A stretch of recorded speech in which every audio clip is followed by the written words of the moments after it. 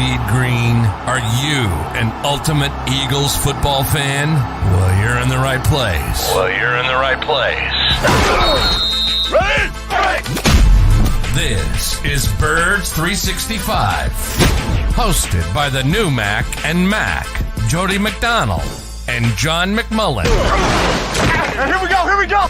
Who collectively have covered and talked about more than 50 plus years of Eagles football. Kick off your day with Birds 365. You'll get debate. We love to argue. You'll get the real story from inside the locker room. And you'll hear from some of the great football minds from around the region. You're about to become an Eagles insider.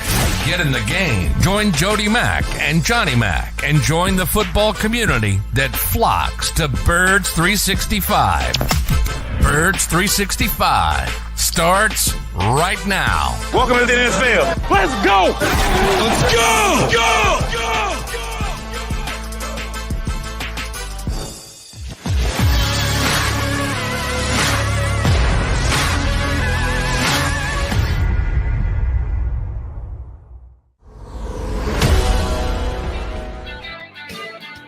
And a good Monday morning, Birds fans.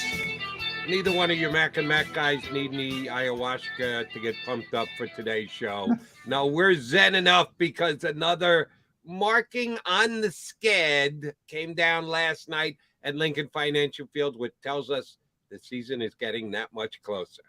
John McMullen, Jody McDonald here with you. How was your day at Lincoln Financial Field yesterday? Yeah, it's game. Well, it's game week, Jody. So we got to get pumped up. Game day Friday. Philadelphia Eagles and your Jody McDonald's New York Jets. Yeah, open practice, the only one of the summer for the Eagles. You know, I was doing a football 24/7 with Xander Krause after the practice, and you know, everybody's pumped up. But I remember the days of Chip when they first did these things. There were like 50,000 people there, and it was fun. Now, it's a little bit different. They charge, and it's for a good cause, the Eagles Autism Foundation. But and not an outrageous charge. You'd think no, it's $10 for a regular season ticket. Yeah, you get $10, not the worst thing. But it is. You know, it used to be free when they better first than started. yeah. It's agreed. But you know, I think more of it is people kind of know what practice is now, so you're not going to get 50. They claim they got 30. I'm going to say 25 would be my guess. But it's still a lot of people for a practice in a really hot day, and the offense showed up, man. They made a big play in the passing game, so that excited people, and they broke out the RPOs. And I got to tell you, Jody, what are we doing here? Let's just build around what we have.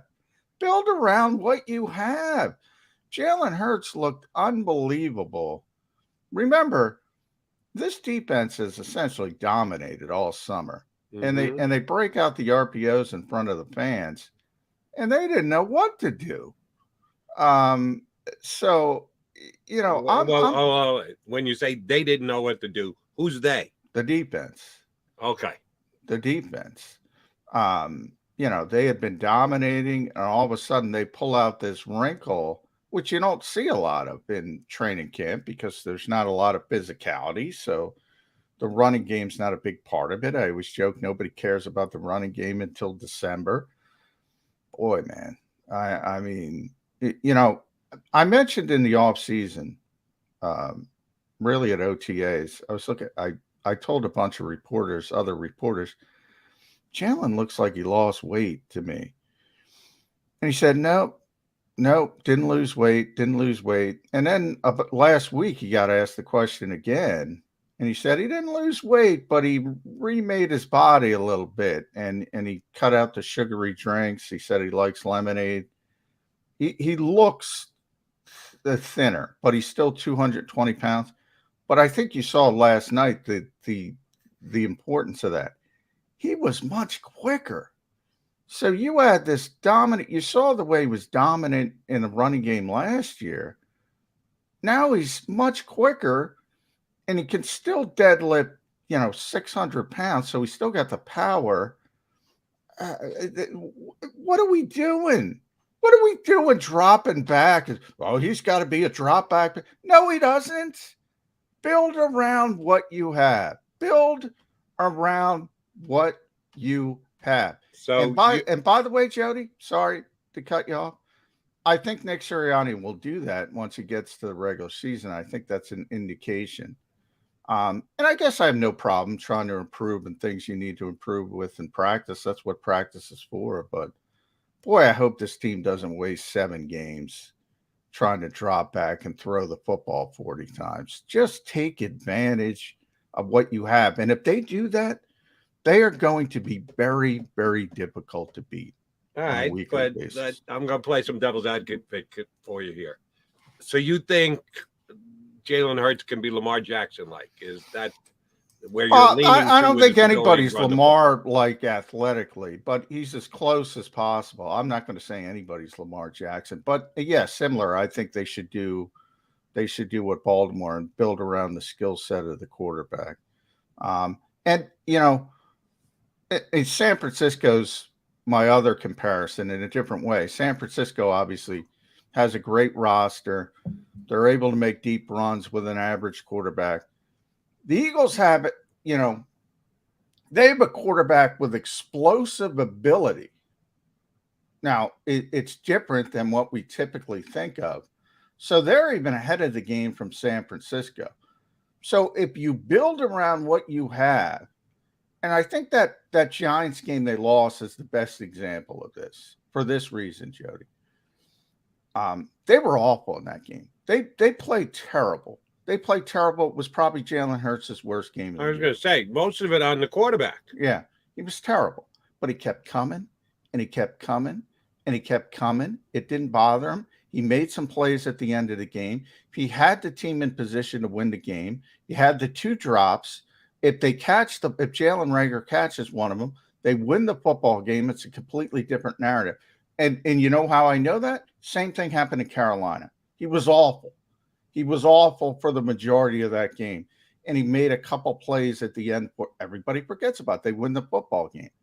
That's the kind of player he is. Maybe he's not going to be hot every week, but his other abilities to move the chains when you need to, it makes it very, very difficult on the defense. But you got to build around it. You can't waste 7 games saying, we're going to drop back and throw the football 40 times. Well, good luck. Then you're going to lose games you should have won. That's the bottom line. All right. Now I'm really going to tick Eagle fans off because I'm going to continue to play devil's advocate. Everything you're saying makes sense. I understand the way you lead it. Why bother trying to force feed a passing offense if they might not be up to snuff? And okay, so they do everything they did last year. And they get to week 19. And they got to go down to Tampa to take on the Bucs. And guess what? You get up against a good defense with a quarterback who's going to make plays, and it's see you later, bye. And the season's over and done with. Is that good enough? Win your 10 to 11 games, but then know you're overmatched when you get against a better team that's going to be able to take you out of your Jalen run-based offense? Is that what the Eagles really want? You have a smaller margin of error. And again, I go back to the 49ers. I talk about this a lot. Everybody wants a superstar quarterback. Everybody. I want everybody. Superstar passing quarterback. They're not easy to find. Great. Tom Brady, Aaron Rodgers, even if you want to go younger, the Justin Herberts, the Joe Burrows. Yeah, I'd rather have them. I'd rather have them. I'd rather have the bigger margin of error. You have a smaller margin of error. What I'm saying is San Francisco proves you can do it. You can get to the Super Bowl. Unfortunately, they didn't get over the hump. You can make a significant run. Baltimore proves you can make it to the playoffs. They've struggled in the playoffs, so that's understandable. People look at that and say you can't win. But we've seen teams win with average quarterbacks. It's very hard. It's harder, but that's where you are. So to me, the definition of coaching, and I believe Nick Sirianni understands this. I'm not blaming Nick Sirianni. To me, this is more of an organizational problem.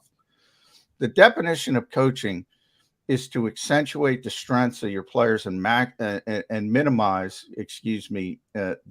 any deficiencies as much as possible. That's what you're supposed to do with players. I look at Jalen Hurts, pretty easy to me. I'm taking advantage of what he does well, I'm trying to minimize what he doesn't do as well as maybe Justin Herbert. I mean, I don't understand I really don't, Jody. And I'm not talking to you. I'm talking to the Eagles, really. I don't understand what the problem is. Look, if you can get Russell Wilson, great. If you can get Deshaun Watson, well, from a player perspective, I don't want the headaches. Great. From a talent perspective. If you can get somehow maneuver to get a superstar quarterback in the draft, great. What you have right now, all right? What you have right now is Jalen Hurts. You got 18 weeks, 17 games, and hopefully more. You're going to try to maximize it, or you're going to try to fiddle around and pretend he's going to be Joe Burrow someday. He's not. So, focus on what he does well. I'm really at the point after watching training camp for 8 days. I'm saying, you think the switch is coming on and he's going to turn into this monster high volume passer? It's really starting to bother me. And I'm like, what is going on here? Just accentuate and build around what he does well. And fans got to see it in an open practice with these RPOs. I hope the Eagles do it. Then, real simple. Why exactly did they give up a first-round draft pick and agree to pay him $25 million a year and bring A.J. Brown, his good friend, in, who you continue to tell me he looks to first, second, and third read, and then if anybody else is still out there in the pattern, he may or may not throw it to him, or he may pull down a run. He'll pull down a run if John McMullen has anything to say about it. Why'd they go to the links that they did to get A.J. Brown if they're just going to run the same offense they did last year? You still need good players, and A.J. Brown is a great player, and we talk about that, and I asked Nick about that before practice. I mean, the only targets in practice are A.J. Brown and Dallas Goedert, and it's good to have good players. 1-2, bang. A.J.'s always open. A.J.'s a very important part of this. I'm not saying Jalen. You saw it last night. Jalen Hurts can make plays throwing the football. It's just not going to be as consistent as you would like when you're comparing it to the Tom Brady's of the world and the Aaron Rodgers, and even if you want to go younger with the great young quarterbacks in this league. It's not going to be consistent. He can make plays passing the football.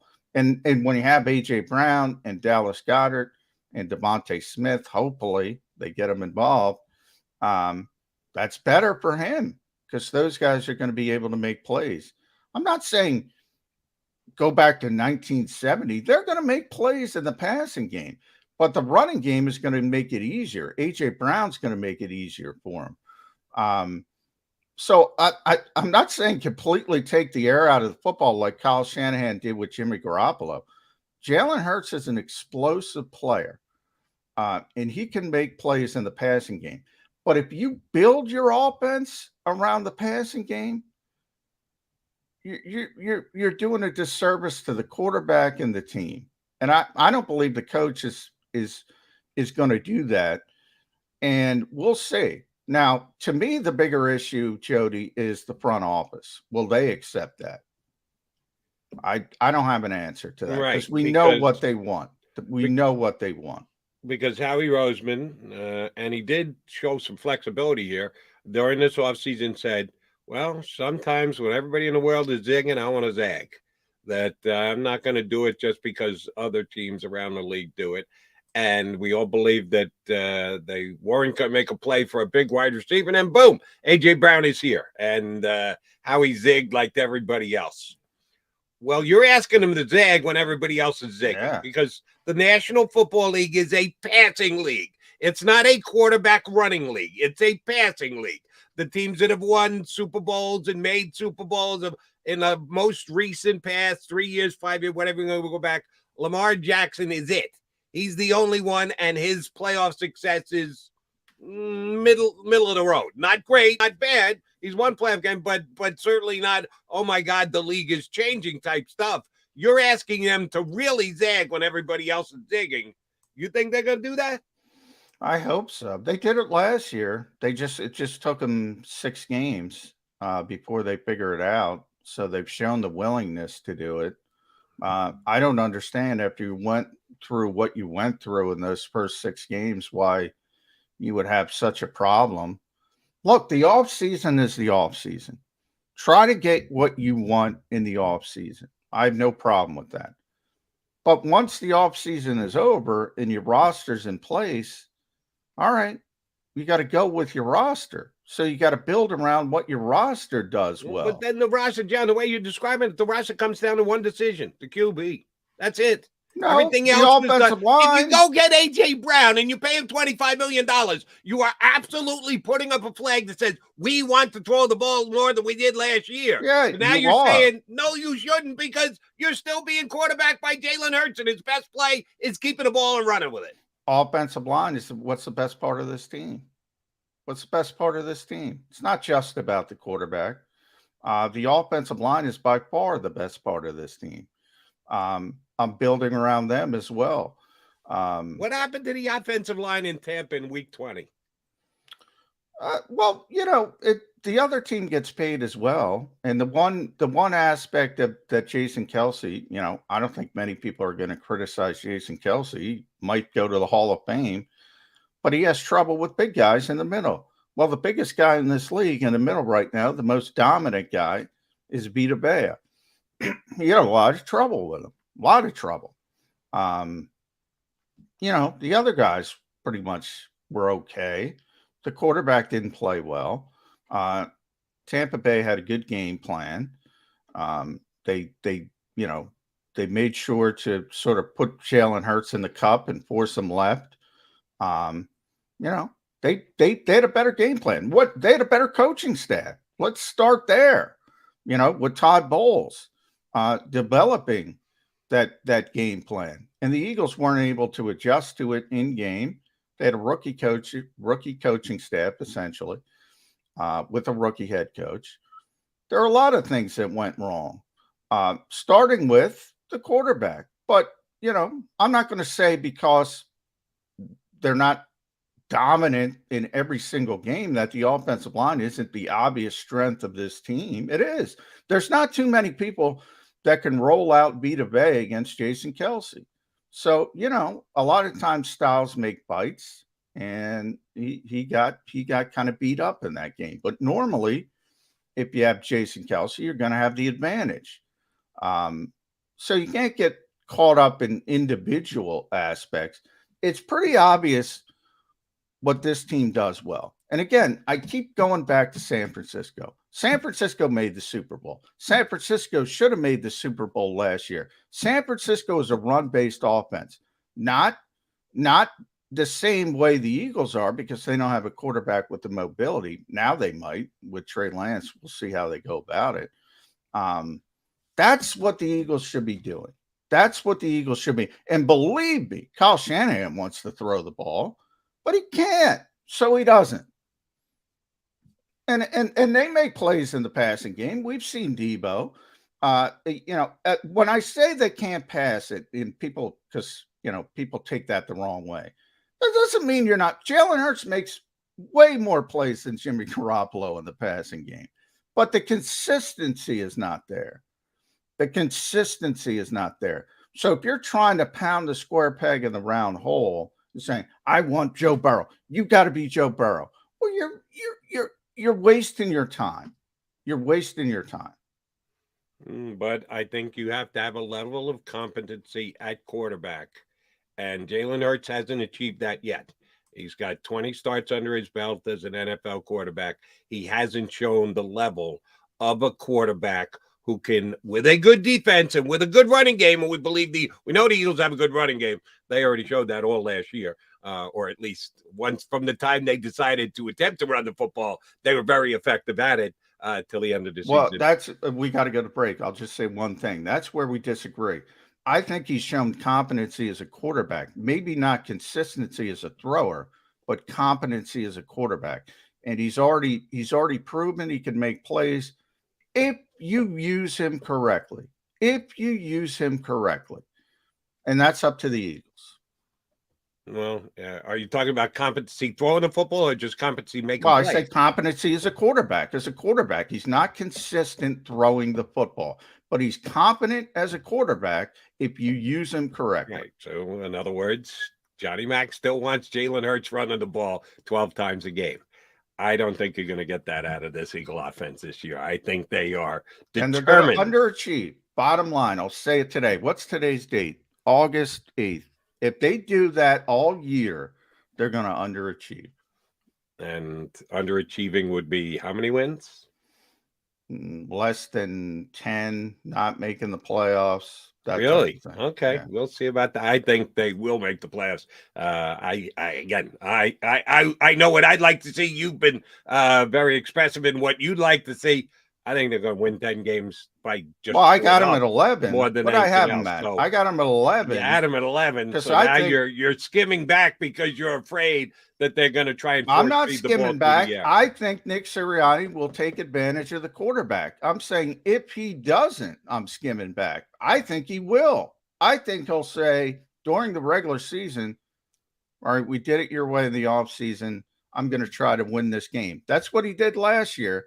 I don't think he's going to fall back into that. I need 6 games. No, he's going to try to win September 11th in Detroit. I believe that. This year he's got. I think even again. I'm already on record. The question is not will the Eagles beat the Lions. It's by how many touchdowns. And I think they can do so any which way but loose. Don't think it's going to be much of a test in week number 1.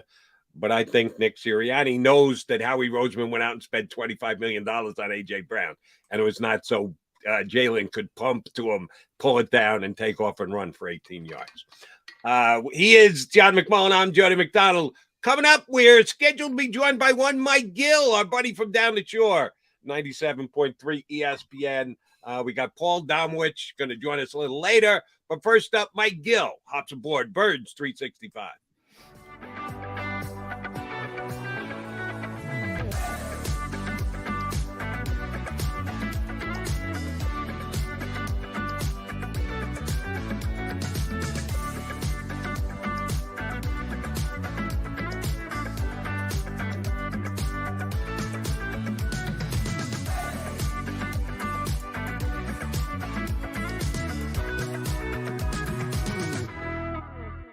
Do you stream on a Roku, Fire Stick, Android TV, or Apple TV? Now you can watch 6ABC 24/7 with the 6ABC Philadelphia streaming app. The big story on that. Can you Search 6ABC Philadelphia and start streaming today.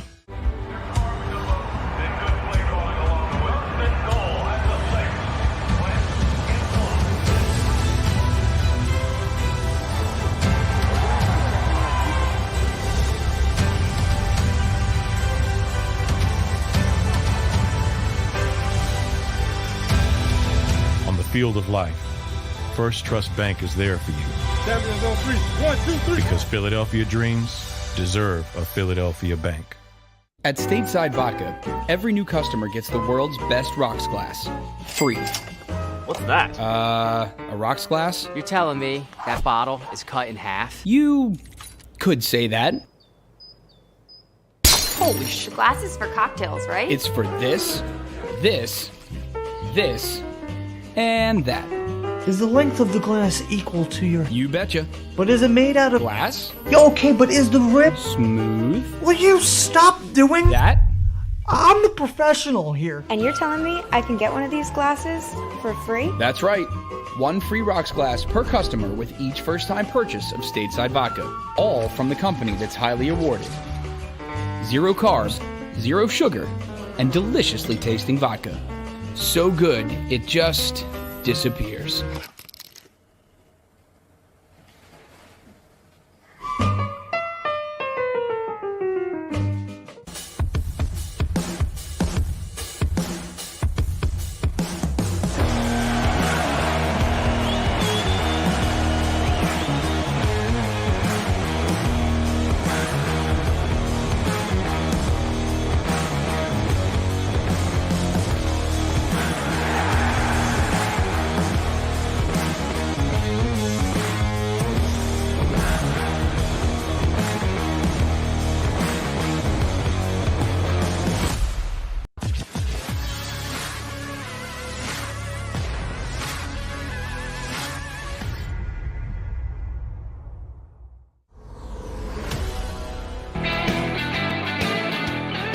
After a live practice Sunday night, this is Birds 365 Monday meeting with McDonald, with McMullen, and with Mike Gill, that is, from down the shore. He's got his Nike gear on. Hopefully the sponsorship is taking good care of him. Mr. Gill, how's the weather down there at the shore? Delightful, Jody. Yeah, I hope there's a breeze. It's been hot, Mike. Oh, actually, we were on the beach. We were on the beach yesterday. My girlfriend was complaining that she needed a hoodie. Well, that's really, man. It's a little chilly down here. You get under like 90 down here, it starts to get a little cold, man. Okay. Yeah, you gotta have a wide array of hoodies. I know you do, Mike. So you're well prepared for it all. Exciting news. I'm going to be back on 97.3 in South Jersey this year during the football season. And also, Mike's going to be a weekly guest on our show. So a little reciprocation there. So thrilled to announce that and thrilled to have Mike. And I don't know if you heard, you jumped in kind of late, but Jody and I were going back and forth after yesterday's open practice at Lincoln Financial Field. So I'll sum it up like this, Mike. What are we doing here with Jalen Hurts? Why are we trying to pound the square peg in the round hole? This kid is unbelievable when you put the RPOs in the offense. Why are we trying to make him Joe Burrow or Justin Herbert? Isn't it one of those things where it feels like everything else is almost kind of settled? You can't let a whole training camp go with nothing to discuss. We're in July, August, like the doldrums of the sports calendar. And if everything is right at Eagles camp, then we really have nothing. So you really have to try to get blood from the stone somewhere, right? But real quick, let me jump in. I'm not talking about the fans or media. I'm talking about the Eagles. I mean, the Eagles are the ones who are saying, by their actions, as Jody points out, and he's right, you don't pay a receiver what they paid A.J. Brown, give him a $100 million extension. You don't give up a first-round pick and a third-round pick to get him and say, go block on the edge. You can have Zach Pascal do that. So they've given the indication we want to be this high-octane passing offense. Jeffrey Lurie says it all the time. I mean, he's not shy about it. So I'm more talking about the Eagles' philosophy than people trying to, whether it be media, fans trying to create narratives. The Eagles want to throw the football, but they don't have the quarterback to do that consistently. So why not build around the quarterback you do have, like they did last year, which was successful, but it took them 7 games to get there. Well, I'm not sure that they won't eventually. I mean, I feel like I've said this before, maybe with you guys, is I don't know if they wanted to run as much as they did last year. They didn't have anybody to make a play for them when they had to throw the ball. So now when I actually have to throw, I have a couple of guys who can help me out, which can make my ability to throw more. But I don't know that they want to chuck it around 40, 45 times still. I just think that when they do choose to throw, the element of a big play is there. They had no element of a big play last year. They just couldn't get anybody open. They had nobody that could draw attention. Now, I mean, I'm in the camp that thinks that Goddard is just going to have a monster season. And then people are going to have to figure out, okay, do we bracket him? How do we handle Brown? And then that opens things up for Smith. Okay, we can't let him keep killing us. So there is a lot more elements of the big play, even with the same amount of passes if they choose to go that route. Now, I think they'll pump up the amount of passes, but I don't know that you're going to see them throw 40, 45 times. I just feel like the weapons they have give them a bigger element for something positive to happen when they do choose to throw.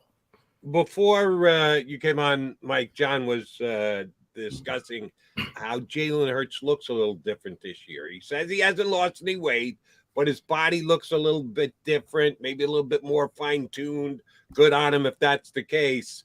Last year, Jalen Hurts missed 1 game, which was good. They took the last game off when they played the JV against the Cowboys, but he only missed 1 game during the regular season. I think they were a little lucky that he didn't get more hurt with the amount of times they ran the football. The Eagles this offseason, certainly through all practice and everything, have been very on top of how to protect their team from getting hurt, it seems to be a priority for the Philadelphia Eagles. You go out there and say, Jalen, we're going to run X amount of RPOs every single week, but please, please, please don't get hurt, because we really don't want to put Reed Stinnett in as our backup quarterback. Aren't you opening up a Pandora's box there if you say, well, hey, here's what we still do best. Jalen still runs the ball better than he throws it. We got to give him the chance to do that because that works for us. It won't work if he's sitting on the sidelines, will it? No, and I think that's the challenge a lot of quarterbacks in this league have. I mean, Lamar Jackson is at the top of that list, but there's other guys, Josh Allen, he's a guy who takes off and runs a lot. I think there's a huge fear with all these everybody wants that guy who can move with their feet, but then they don't want him to run as much as they do. So there's like a catch-22 with all of these guys who have the ability to kind of tuck and take off. It is not making the decision to run first is where he has to kind of, ease himself into it. I'm not just going to take off just to take off. I'm going to take off if I have to take off. I mean, even Wentz, when he was early in his career, he was an element of using his legs. Well, when he had that knee problem and that was gone from him, his game regressed huge because that element was no longer there for him. So it is a balance that many of these multifaceted quarterbacks and teams kind of have to try to tiptoe around. And Hurts is one of those guys that, I think when we watch him play, we're always like, oh, he does a really good job of not taking the big hit. He kind of like, gets out of bounds. You see him kind of throw. He did throw. That was one of the things when he took over for Wentz that first year was, hey, look, his completion percentage is low, but he's getting rid of the ball and throwing it out of bounds. He's not turning it over. So if he can now that third year have everything kind of slow down more for him, we should see a much more advanced player than the guy who seemingly looked more advanced than Wentz did when he took over for him 2 years ago. Yeah, and remember, ironically, when Jalen Hurts did get hurt last year, it was in the pocket. It was not outside the pocket running the football. So you can't legislate injuries, even though the Eagles try. I was going to say, have you discussed this with the Eagles? The Eagles are trying to legislate injuries like nobody's business. Yeah. Well, the one injury, when you have an injury, when they say a guy's injury prone, those are the guys who have those hamstring issues that they just can't kick them. You break your leg or you tear your ACL or you separate your shoulder. I mean, these things are just elements of the game. The guys who are injury prone that you have to worry about are those guys who just can't get past the groin, the soft tissue stuff. And I don't know that Hurts is at that spot. So I think I'm looking at my injury report yesterday. 11 guys, and you got the Guardian caps. You still got concussions for Andre Dillard, Jordan Mailata, Boston Scott. Soft tissue, you got Cal Katera with a hamstring, LaRaven Clark with a hamstring, Javon Hargrave with a groin, Devontae Smith with a groin, Kerry Vincent with a groin. Yeah, I'll tell the Eagles right now, you can't legislate injuries. Now, obviously, in training camp, they're being very cautious. So if anybody feels, even a tweak of something, they're going to be extra cautious about it. And a lot of these guys could probably play if they had to, if it was an actual game. Right. But the point I'm getting to, Mike, is that it's football. Yeah. I mean, maybe that's a positive of Jalen Hurts giving up the lemonade and getting a little bit thinner and quicker. And maybe now he's even less apt to take that big hit. All I'm saying, I have what I have at quarterback. I have what I have. Well, So we've been I want to try to take advantage of what I have. We've been kind of pontificating back and forth on my show about, you look at these rankings. It's like you are scratching and clawing to find 10 guys to fill the top 10, which means there's like 22 guys who you have question marks about, like even more than 22 guys. And when the draft comes around and we're like, you got to get this quarterback in the draft. Every team is going after this ghost that doesn't exist, this franchise quarterback. There's like 3 of them, right? And everybody keeps like burning through draft picks and doing whatever they could do to try to just take a guy and hope that he becomes Tom Brady or Aaron Rodgers or one of these guys who just doesn't exist. So sometimes you just have to be, I don't want to say content or happy with what you have, but accentuate the positives, Paul Heyman. Get the best you can out of the guy that you have, because guess what? The next guy's going to have warts, and the next guy's going to have warts, and so is there's a very slim possibility that you're going to get a guy that you're like, oh, this is the guy. We got him.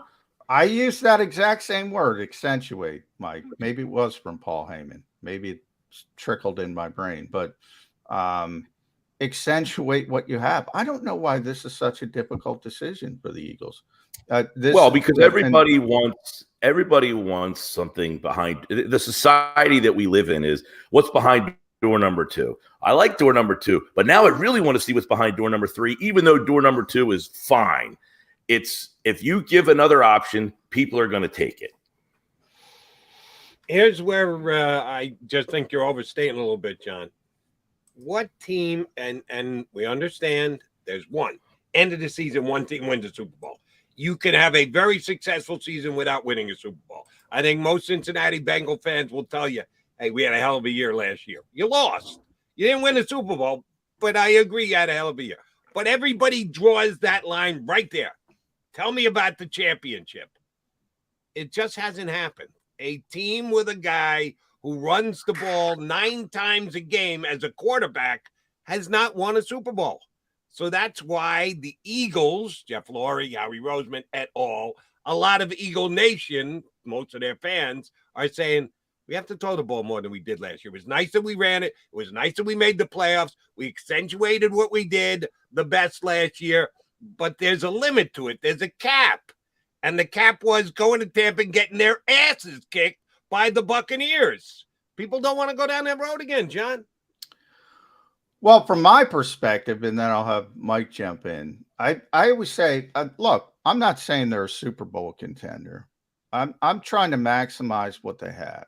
And I always say, look, I'd rather have the superstar quarterback. But the phrase I always use, and you're probably tired of hearing me use it, is margin of error. You have a larger margin of error if you have Aaron Rodgers or Patrick Mahomes or Tom Brady. In other words, you can get down 14 points and they might come back. And they might, if the Eagles are down 14 points, all right, see you next year. That's what I'm talking about. The margin of error is greater with a superstar quarterback. But the Eagles don't have and by superstar, I should clarify that, superstar passing quarterback. The Eagles don't have a superstar passing quarterback. I'm trying to max out their potential, just like San Francisco maxes out their potential with Jimmy Garoppolo and Kyle Shanahan. Different type of potential, but I'm trying to max it out. Yeah, I'd rather have Aaron Rodgers. Everybody knows that. Mike's been talking to me for years. Everybody knows the respect I have for Aaron Rodgers. Who has one Super Bowl, by the way? One. Yeah, and everybody says that. He's only got one. San Francisco beat him last year because of special teams. San Francisco has that smaller margin of error, but they were able on one particular game day to come up with it and win the football game. They almost did it against Kansas City in the Super Bowl with the smaller margin of error. It's possible. Is it more difficult? It's way more difficult. But it becomes even more difficult, if that makes sense, if you don't try to take advantage of your strengths. You're even affecting your margin of error even more. And I think that's where the Eagles kind of fit in if they try to make this a passing offense. And I'll give the floor. And the one thing I take a look at around the league as we talk about these quarterbacks who like to run, they're being employed. So at some point, this change is going to happen. I don't know when. I mean, these drop back passers are still seeming, although Mahomes is a guy who moves around, even like they're not runners first, but they avoid and they can make plays with their legs. And that is the balance you try to find is, can you do something by not just standing there? The only guy who really does that now is Brady, who basically stands there and picks you apart.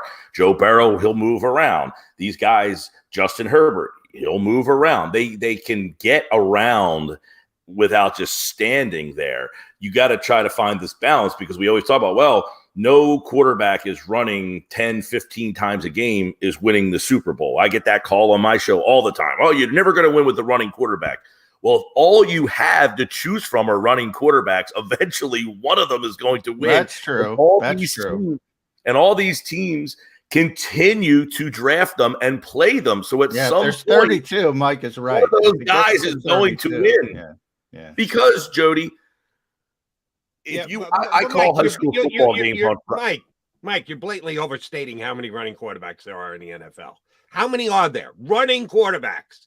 Can Justin Herbert pull it down and make a play how many times did Justin Herbert, if he is the new upside guy in the NFL, you want to go to Burrow, pick any one of a handful of the youngsters, how many of them actually run the ball more than 3 times a game? Josh Allen, Lamar Jackson, and now Johnny Mac wants to add Jalen Hurts to that mix too. Well, he already is. He was there last year. Right. He needs to have a little more success. But I'm talking about as a guy who's already established self, quarterback who wins in the league, quarterback who's won in the playoffs in the league. There's 2, Josh Allen and Lamar Jackson. So we got a long way to go before we get to 32 there, big guy. No, I'm just saying that guys who make plays with their legs, that's my say. There's got to become a balance. Those guys have a balance. They don't just sit in the pocket. They can make plays with their legs if the play deems that they have to. I call high school football games Friday nights. These offenses, all they do is have kids running around. So eventually those kids go to college. Then the college game goes up. So at what point is that proliferation of player going to infiltrate all the way through? I think it's already happening. You're seeing more and more of these guys who make plays with their legs where they're not just statuesque quarterbacks. So many of us are so tied to that guy we watched in 1985, Dan Marino, just stand there and deliver it. Those guys are few and far between. And until that group of guys gets washed out, we're going to keep saying, you got to have that guy. But there's not too many of those guys coming through the system. Yeah, football is one of the only industries in the world where innovation trickles up. The innovation comes from college. And usually, to be honest, college gets it from high school, the great high school coaches. It's weird. And then it finally comes to the NFL. The NFL's kicking and screaming the whole way. Already, we've kind of talked about the progression-based quarterback, the old school guys that can do the full field progressions. They don't do that anymore. That's why—that's another argument that bothers me. That's a pet peeve. And people, Jalen Hurts has got to progress. He's not asked to. So why does he have to? He's not asked to. He's got a half field progression. He goes 1, 2, maybe 3 on the half field. Some of that is, and some of that, John, is what team and coaching staff. I've had Barrett Brooks with me many a times tell me the story about when he played for the Eagles. John Gruden was the offensive coordinator, and the quarterback was Bobby Hoying. Well, when Gruden was the coordinator, he told Hoying, 1, 2, 3, that guy's going to be open, throw it to him. Well, then Dana Bible took over the next year, and he didn't do that for Bobby Hoying. And Bobby Hoying had no idea what he was doing, and we all saw what happened. So sometimes you have a guy literally telling you, this is what you're going to do, this is the play, that's going to be who's open, you throw it to him. Well, that was the joke with Sean McVay and Jared Goff. The joke was that Jared Goff was his exoskeleton. He would go right up to when they would cut off the communication device, Sean McVay, and essentially tell Jared Goff what to do in his ear.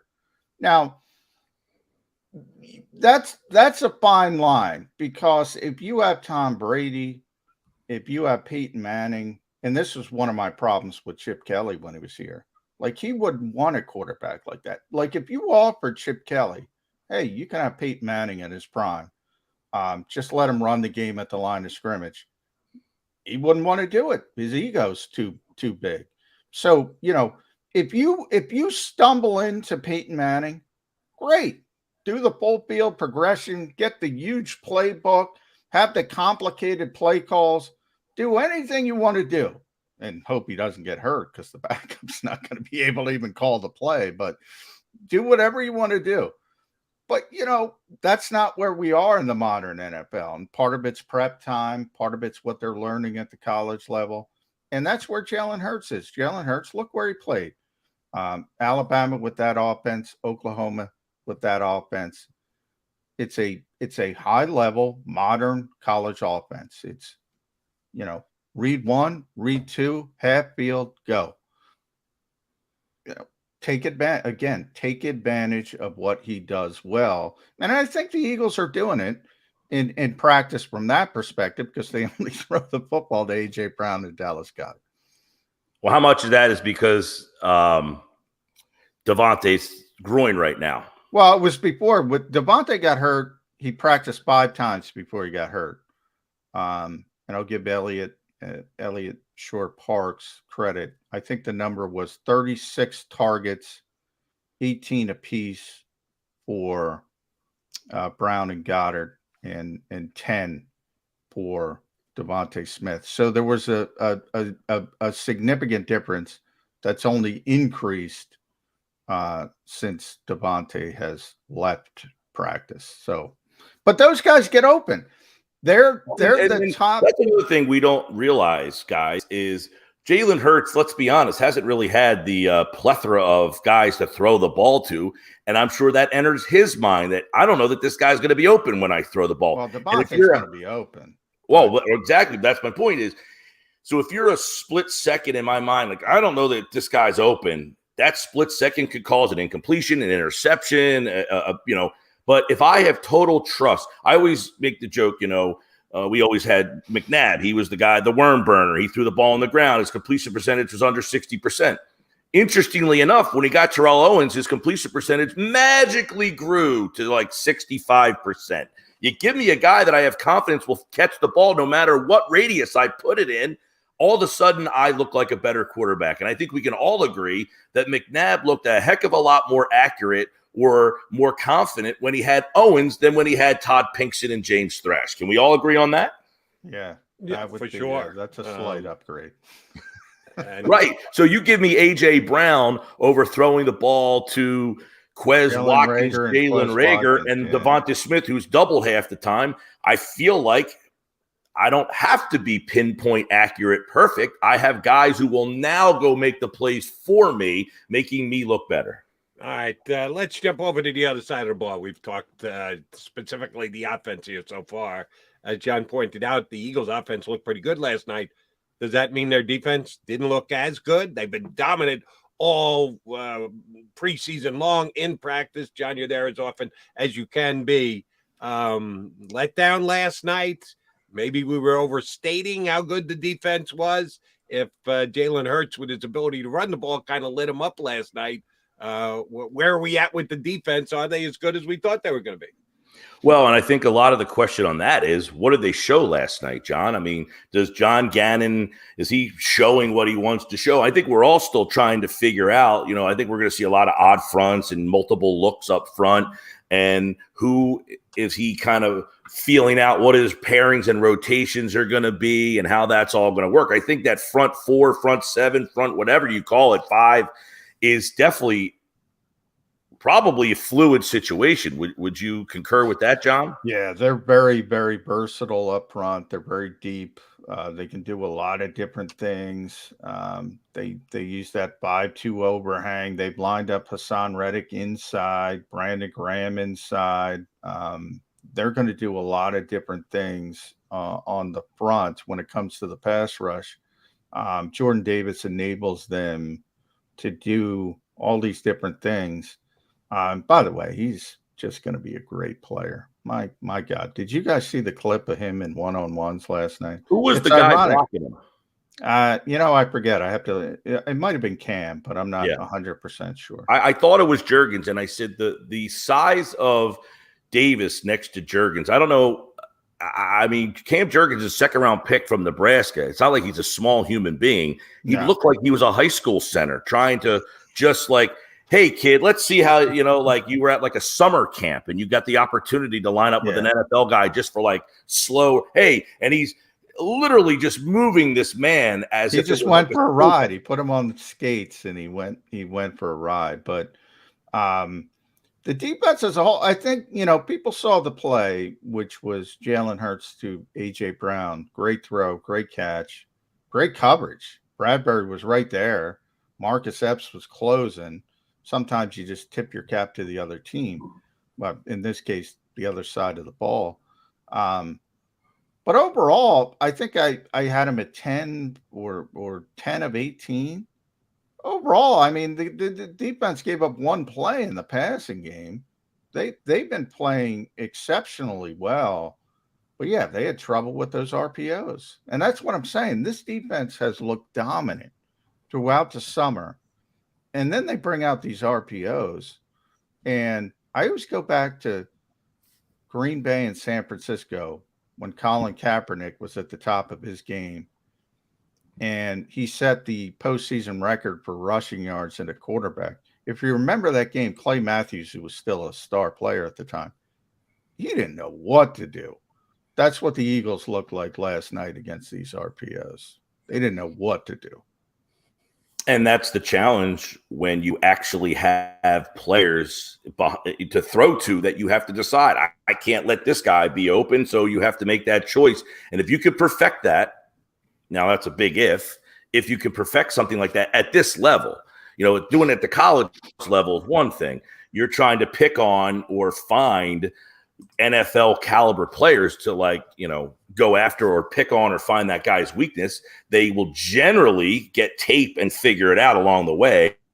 But when you have some weapons, you can kind of counteract that. The Eagles didn't have those weapons last year. Now we hope they do. When you ask about the defense, though, Jody, the question I asked last week during our Football at 4 segment, I said, how much of an upgrade is Bradbury over Nelson? And I think it was Jeff Mosher who was on with me that day. And he just started laughing. Like, I don't want to slight Nelson, but are you kidding me? Like, that how much better they are on that side of the field with Maddox and then Slay. I mean, they've got a very formidable secondary. So you ask, are you concerned about the defense? No, I wouldn't be concerned about the defense if those guys are playing at the level that you anticipate. Well, all I'm saying is you better be careful this week, because Zach Wilson can pull the ball down and run. Maybe not like Jalen Hurts, but he can make some plays with his legs too. And we'll be able to see Jalen Hurts do the RPOs against another team and another. We're not going to see He's not going to play this week. So maybe the second exhibition. No, he's not going to play in that. How about that third exhibition game, Johnny Mack? Is that where we're going to see Jalen Hurts get the RPOs? Really? No, that's not going to happen either. So I guess the joint practices, is that the next time we're going to see an RPO, Johnny Mack? Is joint practices against the Browns and the Dolphins? To be honest, I'm surprised we saw him in practice yesterday. I think. Why do you think Sirianni and his play caller rolled him out last night? I think they wanted a spark in front of the fans. I think they wanted to excite some people. I think now they'll put it back into hiding and try to surprise. Much to the chagrin of John McMullen. Yes. And try to, That's everybody, though. All these teams are trying to get to the finish line without an injury, and you're tiptoeing around, not losing players and trying to get them up to speed. We're almost, we've talked about September football games are like the preseason now. You got these ugly, because these teams don't really care if I go 2-2 or 3-1. I just need to kind of, get through that first month, and then, we'll kind of see where we are. Yeah. At Mike Gill Show on Twitter. Follow Mike, 97.3 ESPN South Jersey, 2 to 6. Drive Time, the Sports Bash, Monday through Friday. Listen to him there if you're down the shore and you're local.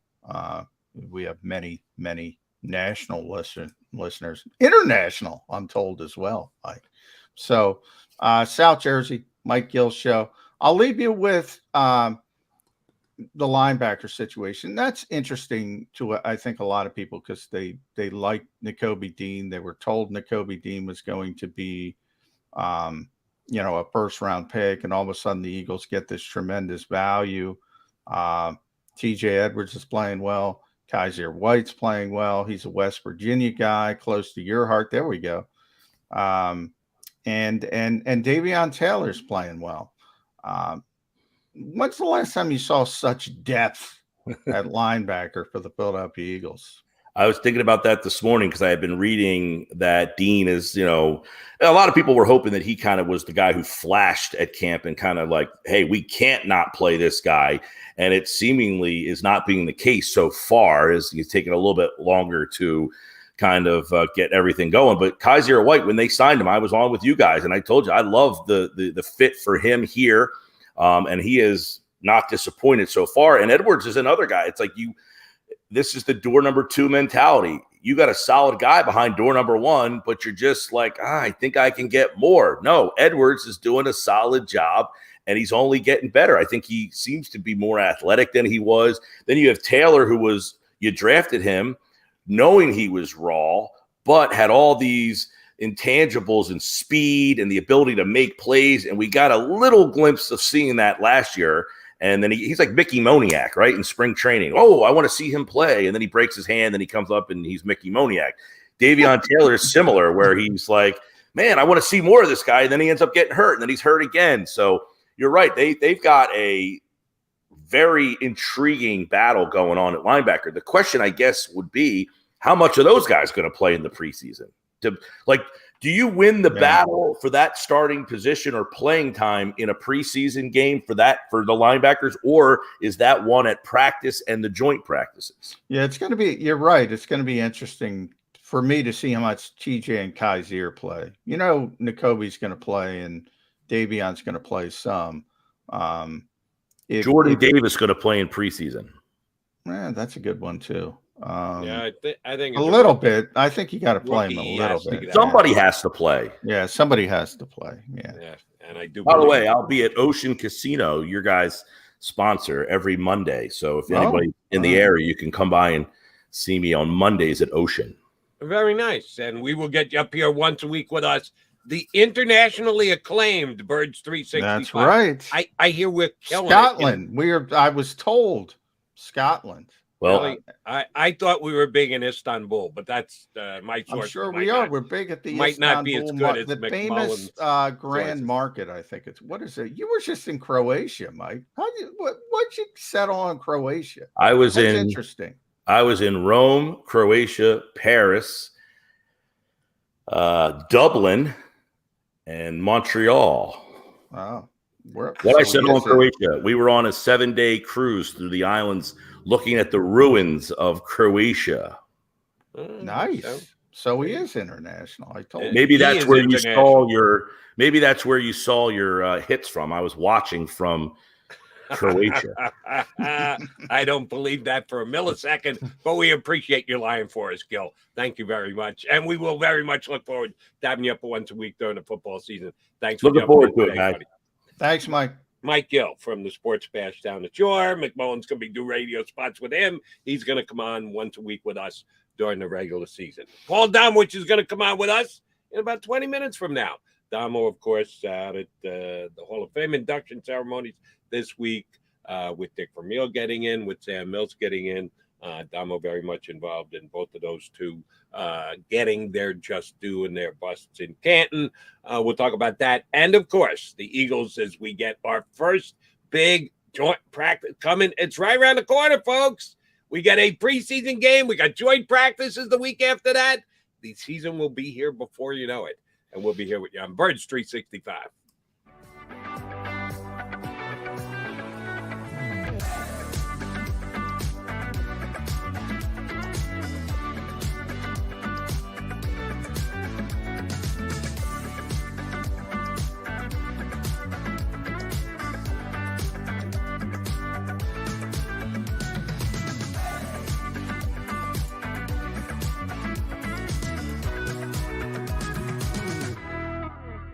Do you stream on a Roku, Fire Stick, Android TV, or Apple TV? Now you can watch 6ABC 24/7 with the 6ABC Philadelphia streaming app. The big story on Action News. Search 6ABC Philadelphia and start streaming today.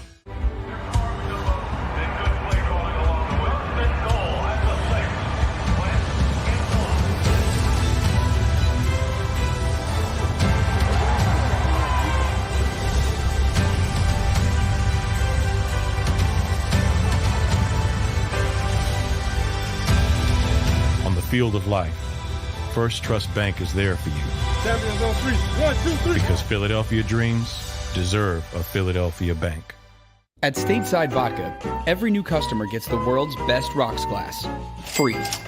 What's that? A rocks glass? You're telling me that bottle is cut in half? You could say that.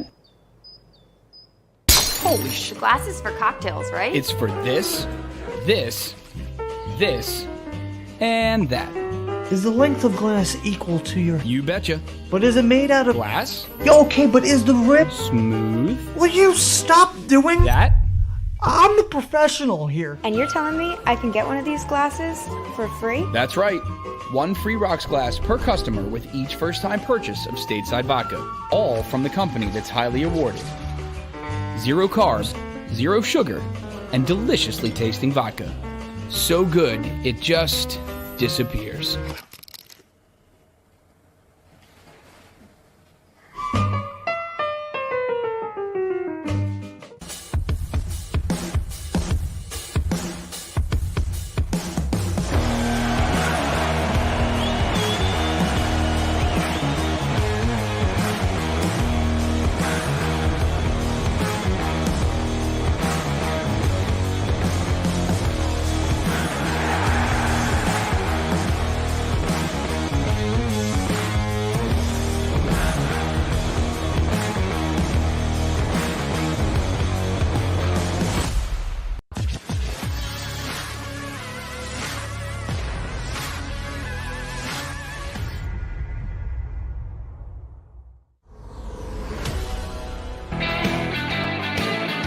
You got your MAGA guys, John McMullen and Jody McConnell here with you on Birds 365.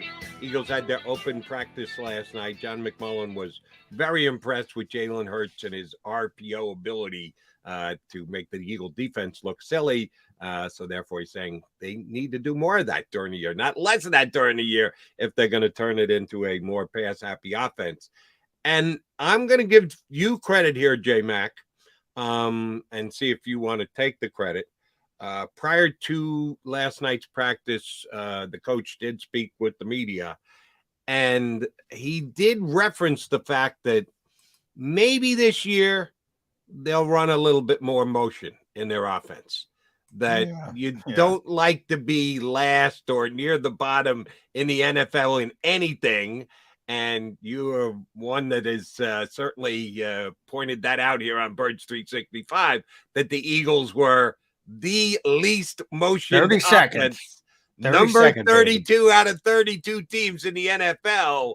So the coach made reference. I said, someone told me, John McMullen on Birds 365, that they were last in the National Football League in motion offense last year.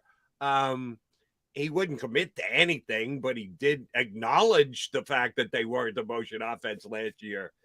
Is he actually going to address it? Does he hold back on that because he always believes there's a competitive advantage to not say what you're actually going to do?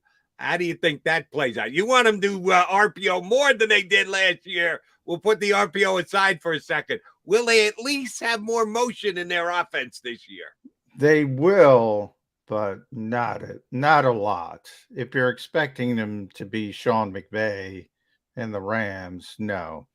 And earlier, that's not the first time we've asked Nick or he's talked about it. He had mentioned that earlier.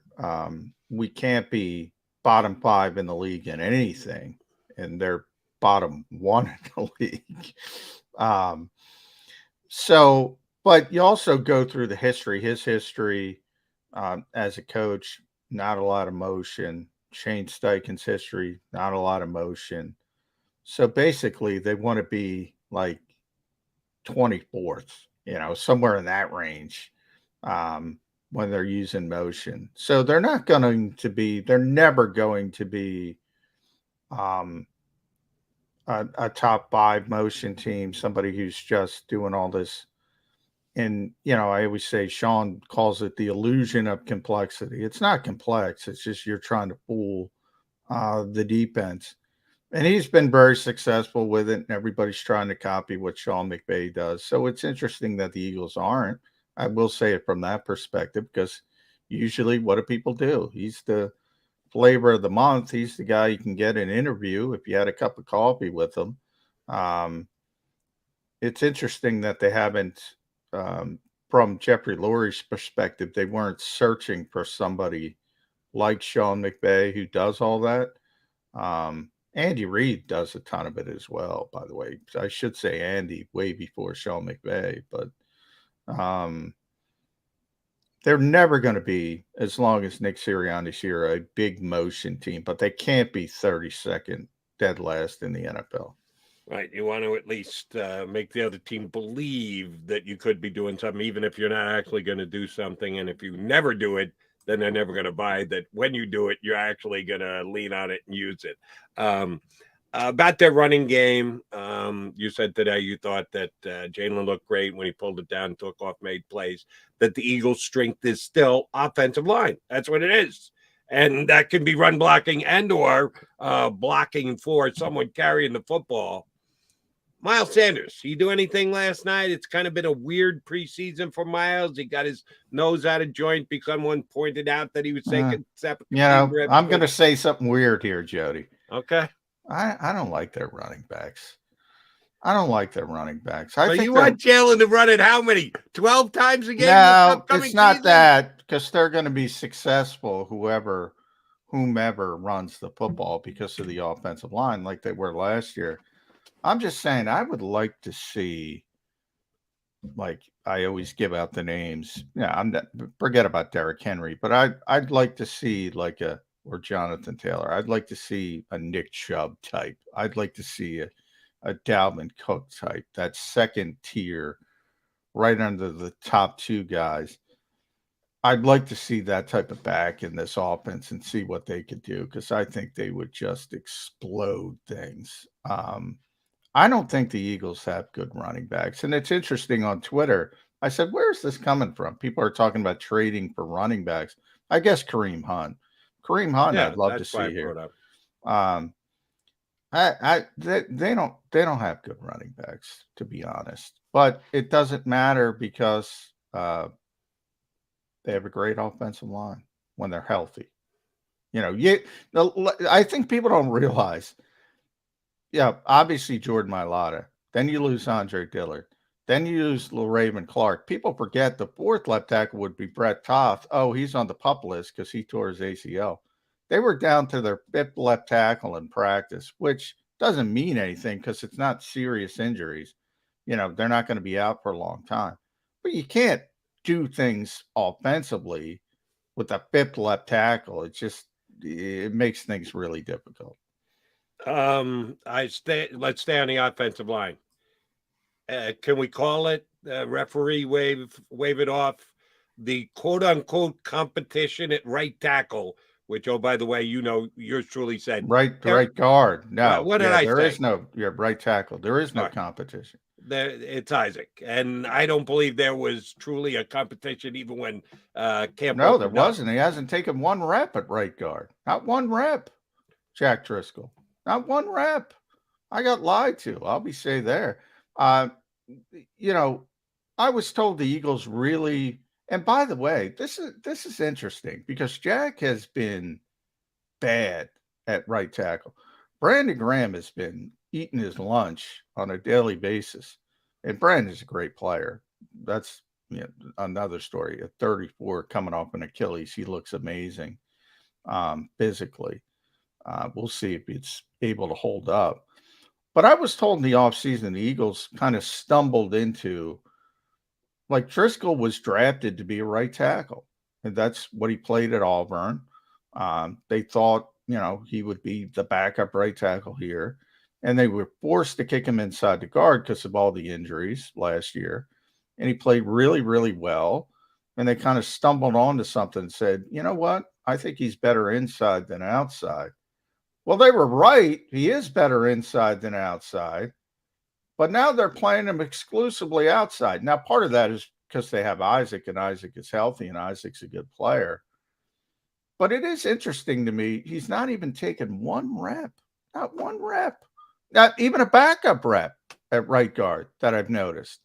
He's not taken in other words, it wasn't even a competition. It was Suo Peta, who was the backup right guard, and Jack is backing up Lane Johnson. The only thing I can think of is that a couple weeks ago, Lane was talking to us, and he mentioned how bad his ankle surgery was the year prior, and he said one of the reasons he had the issues and left the team was because of his ankle, and he just couldn't run. He thought his career was over. He was depressed. And the only thing I can think of is now he's feeling a lot better. If you saw Nick Sirianni called him the best right tackle in the world, he's a phenomenal player. But I can't help thinking in the back of their mind, they don't know when that ankle is going to go, and they want to make sure they have somebody ready if that happens, which you don't want to think about, but you got to be realistic. Problem is, not a very good right tackle. He was a good right guard. He's not a good right tackle. So it's interesting to me. But yeah, Isaac is,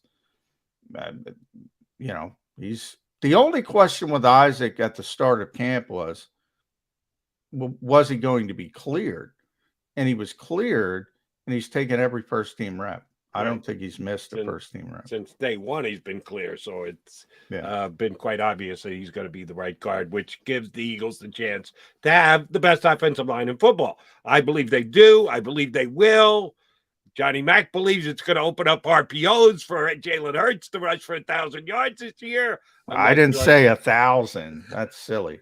All right. Well, he rushed for what, 600 or 700 and change last year. You're misconstruing my point. You're misconstruing my point. Then please explain to me so I get it right. By I'm saying, look, an RPO is a run pass option. I'm saying take advantage of I'm not saying he has to run the ball 20 times. I'm saying utilize his ability to affect the defense with the RPOs. It might be drawing the defense in so we can throw an easy pass to A.J. Brown or Dallas Goedert. Jalen doesn't typically throw receivers open. Like the Tom Brady's of the world, they're going to throw receivers open. He's got to throw 2 open receivers. That opens up that aspect of the game. It's not about numbers. It's not about rushing yards. It's about using what he does well to affect the defense and make things easier for him.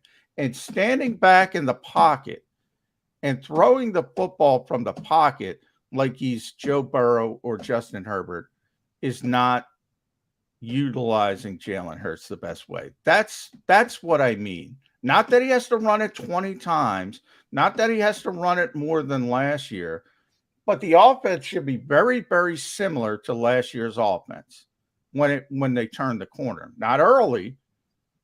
Last season's a perfect example. Don't do what you did early. Do what you do when you started in Las Vegas. That's how you should be playing offense with this particular group that Nick Sirianni has. And by the way, I think he will do that. You were there last night. I was not. How many RPOs would you say they ran in the team drills? I saw 4, and they were all successful in from Jalen's perspective. A couple. Okay. I don't really care about anybody else. Of those 4, how many did he throw the football? How many times did he run? 4 runs. I'm sorry. 4 runs. You're talking about overall? Yeah.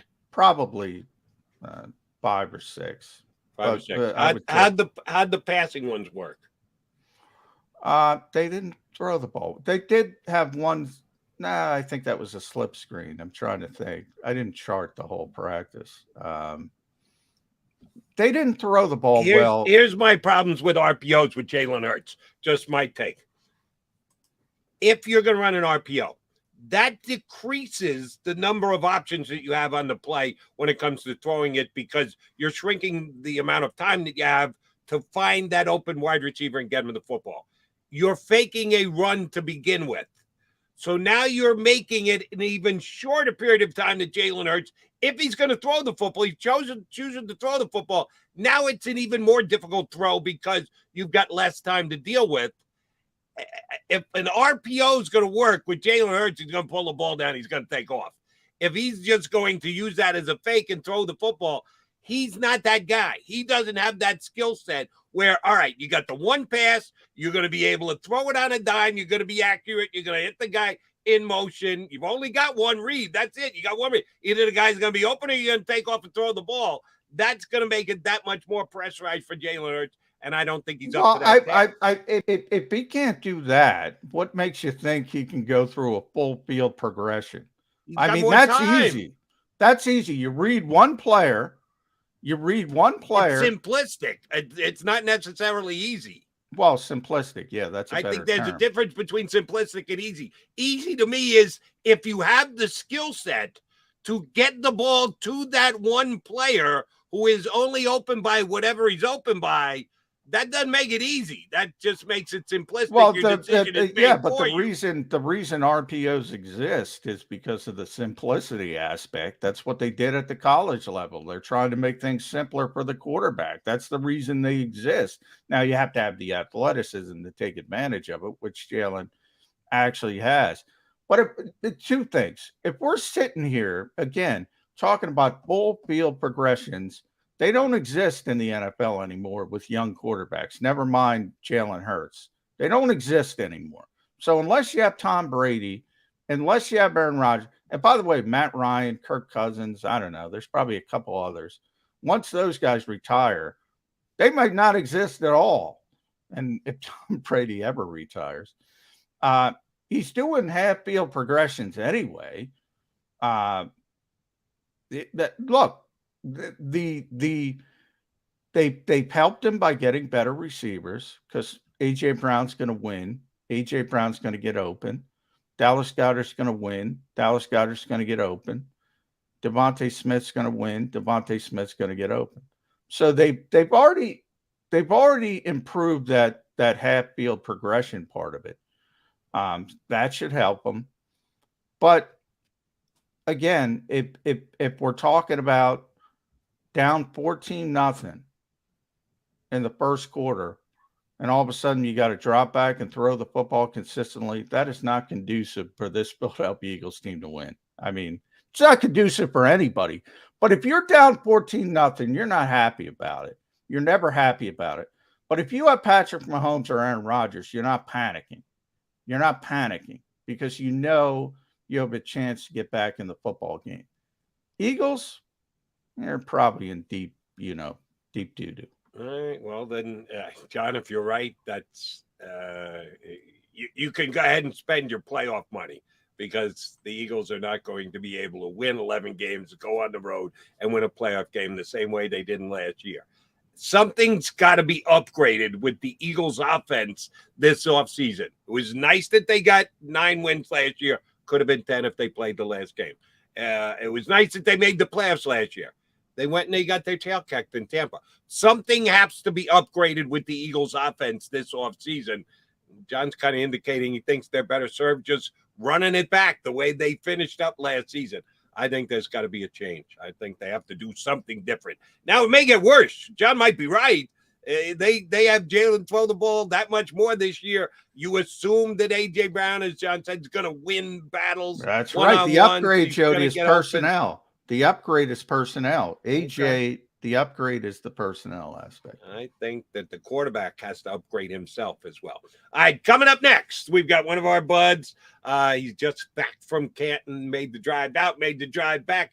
Got to see some Eagle people get enshrined this week in the Pro Football Hall of Fame, and a Philadelphia guy going back to his star days before he was a star in New Orleans and Carolina. Sam Mills also getting in. So it was a big weekend for Paul Domwich.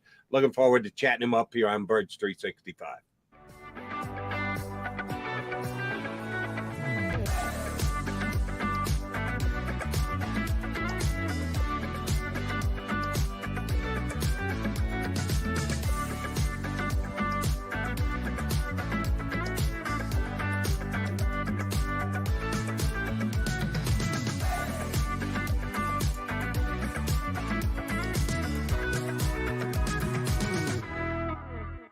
you stream on a Roku, Fire Stick, Android TV, or Apple TV? Now you can watch 6ABC 24/7 with the 6ABC Philadelphia streaming app. The big story on Action. Search 6ABC Philadelphia and start streaming today.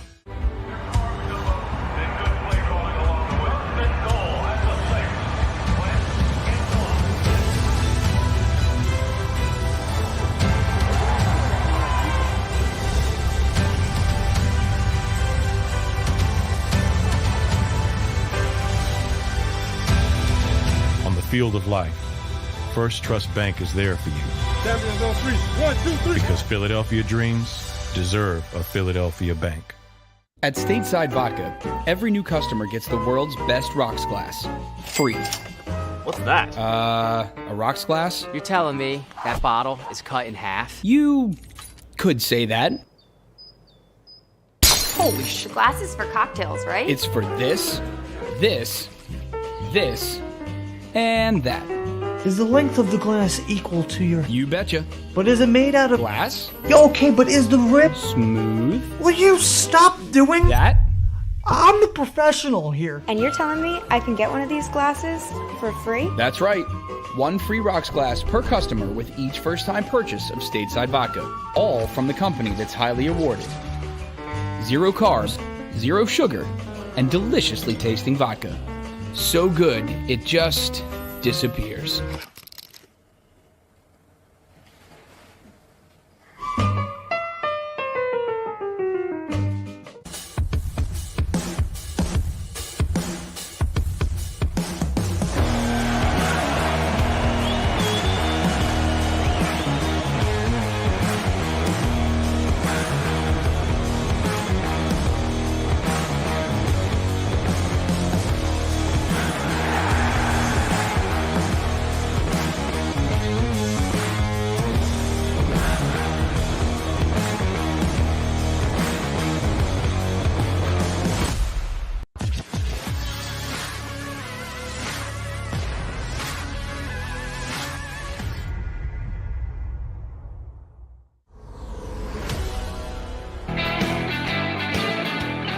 Appreciate all you Birds fans tuning in here on Birds 365.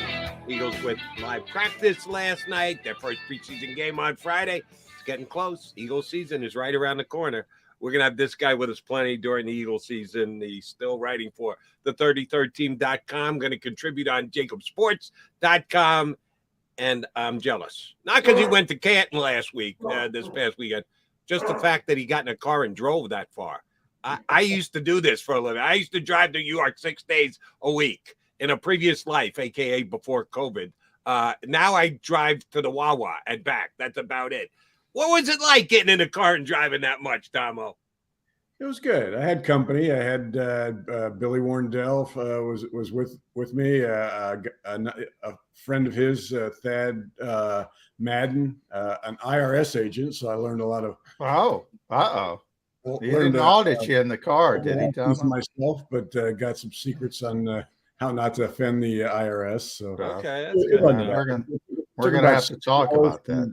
Yeah, so we're gonna have to talk about that off air because I don't want to defend the IRS, offend last people I want to offend.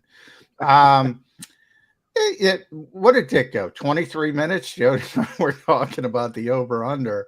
Did they I didn't get a chance to see many of the speeches yet. Hopefully I'll go back. I'm too immersed in day-to-day nonsense of the Eagles. But how did they handle the speeches in trying to cut them back? Were they really overt about it? Was it that much difference?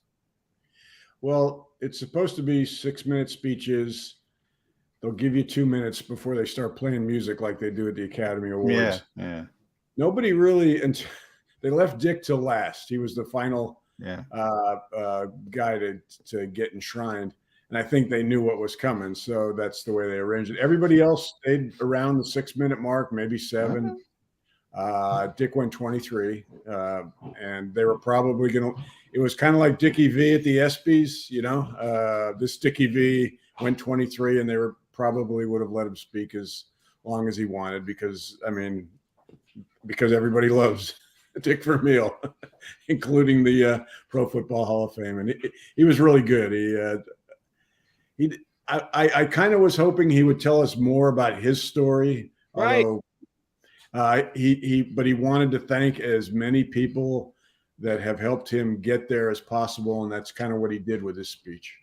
I believe it was 173 people that he thanked over the course of the 20-some odd minutes. He just kept thanking everybody and thanking. Yeah, I would have liked to hear something a little about Dick Vermeil, but he handled it the way he handled. That's the kind of guy that he is. Those of us who knew him knew that he was going down that road. I had a chance to talk to him on WIP last Sunday. He said he had worked through his speech and he had gotten it under 8 minutes. Yeah, that went right by the when he got up there on the podium. He just started thanking everybody under God's green earth. But that's Dick Vermeil, and he was great, and he got a phenomenal amount of applause for it, and more power to him. And he seemed like he enjoyed the hell out of it, didn't he, Dom? You know what, Jody? I think he was going to talk more about himself, and then he read my 7,000-word profile on him and said, it's all there. So I'm going to have to revert to thanking people that helped me. So yeah, you talked him out of talking about himself, huh, Damo? And Damo did a great job. You did a piece for us at JAKIBsports.com about his relationship with Wilbert Montgomery, who we also mentioned. Wilbert, and I think John Bunting I saw. You also mentioned John. And those guys obviously went into coaching later with Dick's help. John Bunting became head coach North Carolina, I think, right, Damo? He was a co-defensive coordinator for the last 2 years with Dick in St. Louis, but ultimately, I think he spent 5 years as the head coach of the University of North Carolina. Now he's living the good life. He's got a house in Maine and a house in Florida, and they do the back and forth depending on the season. So how much time did he give the Eagles versus the Rams, say? And I'm sure he mentioned the Chiefs as well, and he mentioned Andy stepped in and left training camp, which was a nice thing to do for Andy Reid. By the way, were you surprised? I'm at practice Saturday, and I wasn't expecting to see Big Dom, who's the Eagles' head of security, because I thought Jeffrey Lurie would be out in Canton. No Jeffrey Lurie in Canton. Were you surprised by that? Very. The Hunts were there, Kansas City, everybody from Kansas City. Carl Peterson was the GM there who hired Dick, and Clark Hunt and his wife, who his father was the owner when Dick was the coach there. Rams former president John Shaw was there, and the Eagles were represented by except for players, no Jeffrey, no Howie. Andy Reid flew in the night before for a private visit with Tammy to visit with Dick, and he was touched by that. But I'm mystified by that, and I hope it was I hope it was a real big conflict of interest that kept them away. But you saw him at practice, so I don't know. I didn't see Jeffrey. Oh, Dom, and I was wondering why, because. Dom usually tells me how long practice is going to be every day. And I thought, well, I'm not going to know how long practice is. And all of a sudden Dom was there. And I'm like, what? Why are you here? And he went in as an Eagle. I mean, that's kind of a loose term. Yeah. How you go in. They don't. Yeah. All the pictures of him are in Eagle garb. I don't know. I know Jeffrey did not coach this team, did not own this team until after Dick left, but he tried to hire Dick in the 90s before he hired Ray Rhodes, right? What happened with that, Damo? What happened? Because Dick was obviously thinking about coming back. Right. Did he want to coach the Eagles in what was that, 95 or 96? After the 94 season, he had several offers before that. Mostly the biggest one from Hugh Culverhouse, who was the coach of the Tampa Bay Bucks at the time, gave him a blank check to come. He'd pay him whatever he wanted. And, Dick's dad was dying of cancer at the time, and he ended up saying thanks, but no thanks. So after the 94 season, Jeffrey approached him, and he was kind of ready to coach. But initially, Dick said he said no, because he had been out 14 years and he felt he kind of needed an experienced front office to help him, and he was a little bit worried about Jeffrey and Joe Banner being just joining the league and being inexperienced with the NFL.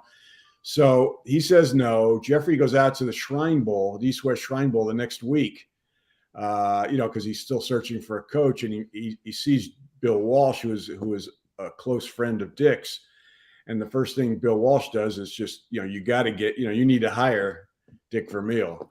So he comes back to Philadelphia. They talk again. This time Dick's ready to take the job. Ultimately, Jeffrey backs out this time and ends up hiring Ray Rhodes. I remember covering that team. They were they were just fascinated by everything that San Francisco did back then because they were successful. So they hired San Francisco's defensive coordinator, Ray Rhodes, which had mixed results, but it was good early. It was good. It was okay early, and didn't have the shelf life they wanted, obviously. But would have been interesting if Dick came back because he's so popular here. It's amazing.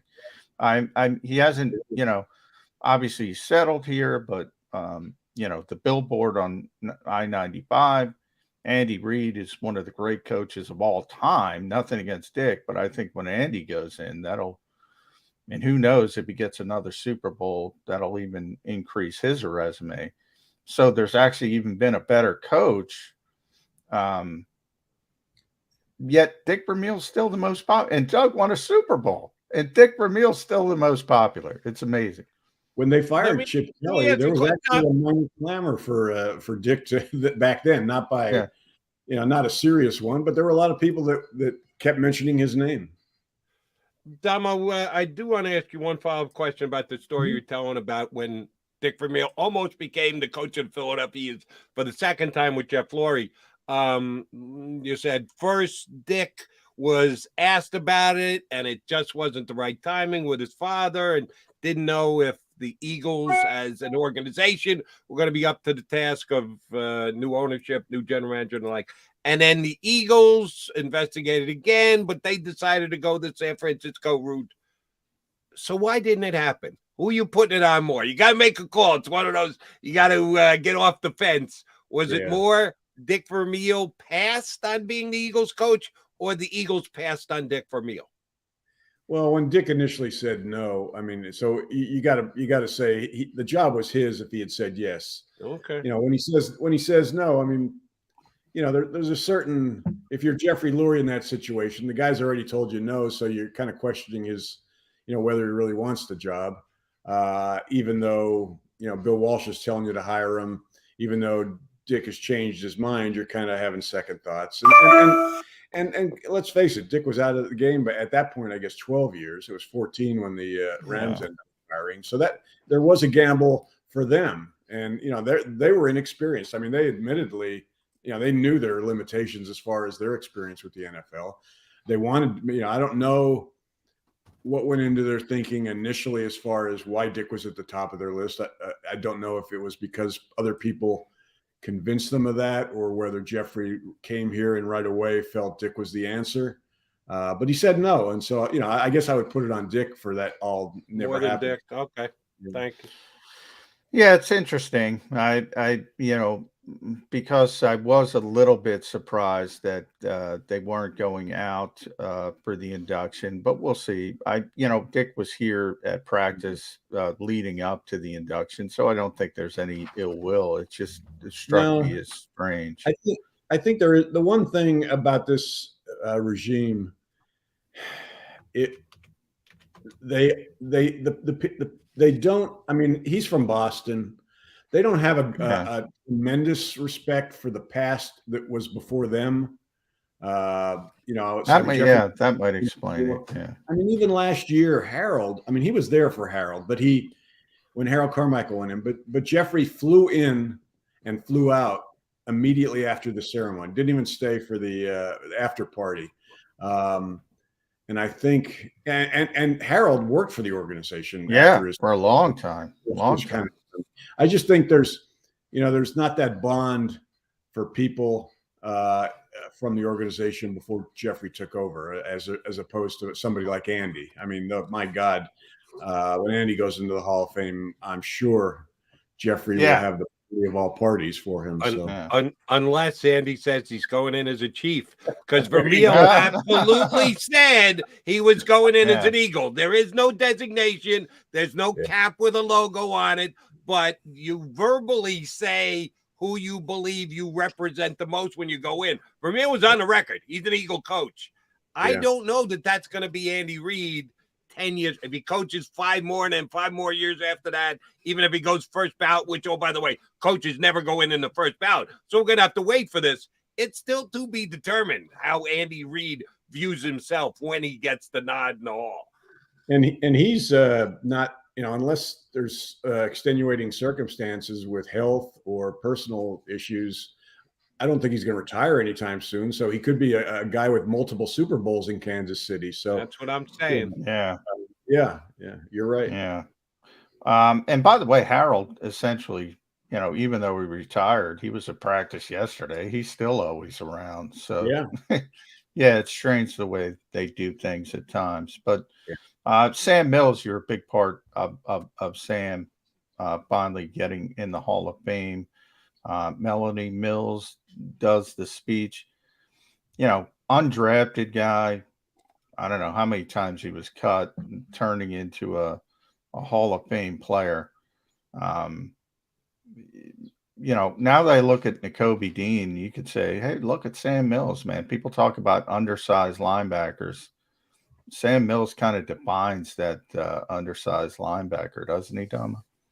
He does. And, it's funny. I mean, you talk to people as to why he never got a Division I scholarship and why he was cut by the Browns and the Toronto Argonauts. And the answer is always, and undrafted, the answer is always the same. He was too short.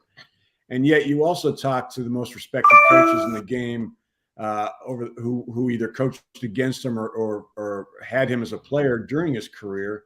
And they'll tell you that his size was actually a benefit because, linebackers have to bend their knees and get under the pads and explode into a guy. Sam didn't have to do that. He was already down there. So, he was one of the most ferocious tacklers in the league because when he hit you in your sternum, Herschel Walker, I credit Sam Mills with some of the stupid things Herschel's saying now that he's trying to run for Senate, because I think he was senseless many times by Sam over the course of his career, both in the USFL and then in the NFL. That is, that's Philadelphia Star, Baltimore Star. By the way, John Bunting, we talked about John Bunting. That just reminded me. Were there any other players who played with the Eagles and the Stars, or was it just John? There were a few. William Fuller. William. Yeah, that's right. That's right. There were several. Like Joe Conwell was a offensive lineman. He played. Started with the Stars. They played 2 or 3 years with the Eagles. Actually, started 1 year. I think just about every game. Ended up hurting his, I want to say, knee or something. So there were actually several. And Carl Peterson. Carl. Yeah. When he was the GM of the Stars, he had he came from the Eagles, and Lynn Stiles replaced him as the personnel director of the Eagles. And basically Lynn was tipping him to who they were going to cut so that he, was ready. That explains it. A lot of these guys like Chuck Comiskey, who ended up playing an offense. He was a guard for the, he was a guy that got cut in training camp by the Eagles, but signs with the Stars, goes to New Orleans and plays 3 years with Jim Mora there. Kenny Dunnick, a tight end. Yeah, there were. Kenny's still here. South Jersey Man Magazine. Ken Dunnick. Yeah. Antonio Gibson. A lot of people. I got to share this story with you, Damo. I know you know Gary Myers well, one of your fellow Hall of Fame voters. I had him on my national show on CBS Sports Radio on Saturday night, and we were talking about Hall of Fame, this, that, and the other thing. Mm-hmm. I know I brought it up because ESPN on their website, and maybe they did it on TV too, I didn't see it, had this foolish a list, which, again, off-season, we got to come up with lists. ESPN decided to put together a list of the greatest player of all time at each position. Only they created different positions. They put both defensive ends and outside linebackers as edge guys. So Lawrence Taylor is the greatest edge player of all time. Reggie White is not. How do you have Lawrence Taylor and Reggie White in the same group to begin with? I don't quite know. So it was a stupid list that ESPN did. So I was talking to Gary about that. He related this story. He said, Jody, I don't think you and I have ever discussed this before. When Reggie White was in the USFL, much like Sam Mills and others that we've just discussed, they had the draft of the players if they were to come into the NFL. And the Eagles ended up getting the draft rights to Reggie White. Picking just before the Eagles at number 3 were the New York Giants. And Bill Parcells desperately wanted to get the draft rights to Reggie White. And he tried to talk George Young into taking Reggie White. And at the time, the Giants had a pretty poor offensive line. And George Young said, well, we think Gary Zimmerman's going to be available. And Gary Zimmerman, oh, by the way, was a great offensive lineman. Hall of Famer. Tremendous offensive lineman. Yeah. But he wanted no part of playing for the New York Giants or playing in New York. So the Giants ended up trading him to Minnesota instead, where he goes on to have a Hall of Fame career. But if Bill Parcells had won that argument with George Young, Reggie White could have worn a job. Reggie White and Lawrence Taylor could have been teammates if Parcells had his way. Now, this is what Parcells told Myers, and they are pretty tight, and I'll take Parcells' word at it. But I just thought that was a phenomenal story. But I do want to ask you, Damo, about the job that you guys did this past offseason with your Hall of Fame vote as a group.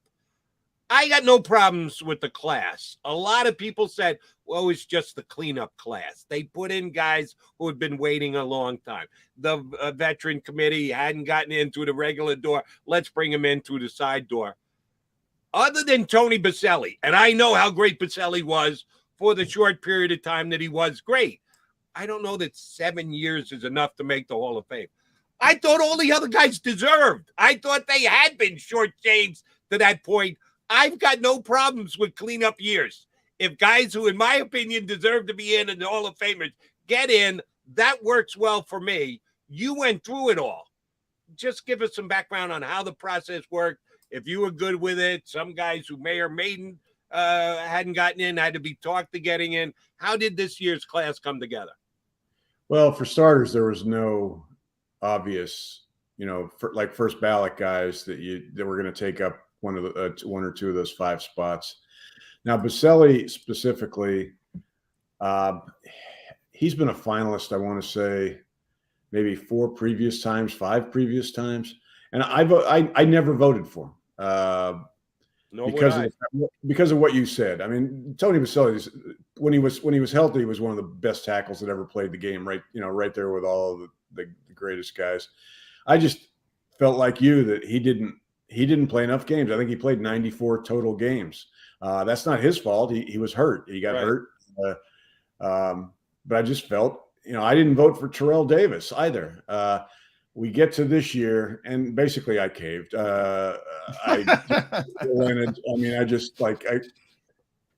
Everybody kept making more and more people in the room kept making the argument that, he deserves to be in. And I said, the hell with it. Did they make it on the back of Terrell Davis? Well, that was they kept using Terrell, and I would counter by saying, "Well, I didn't vote for Terrell, so don't use that excuse." Good for you. Stick to your gums, Domowitch. Good for you. But there's always, that's what all these Hall of Fames become. Well, this guy made it. This guy's better. Well, sometimes you make mistakes. But as far as the other guys, I know there were. Leroy Butler, I felt deserved to be in years ago. I'm surprised Leroy Butler got in. I'm thrilled because I think he was a heck of a player. But there was a shift a couple years ago where safeties, they started thinking about safeties more. Brian Dawkins, I think, has cleared the way for him, and probably some more coming up. I think.